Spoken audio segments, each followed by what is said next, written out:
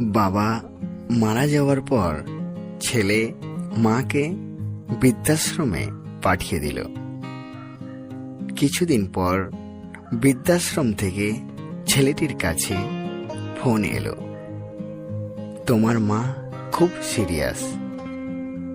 ছেলে তাড়াতাড়ি মাকে দেখতে এলো। দেখলো মা মৃত্যুশয্যায়।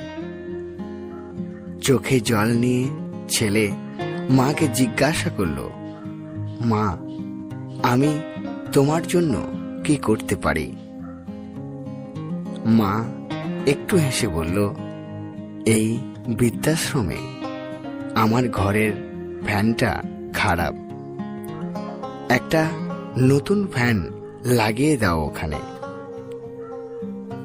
ছেলে অবাক হয়ে বলল, মা, এতদিন তুমি এখানে ছিলে, এতদিন কিছু বলনি।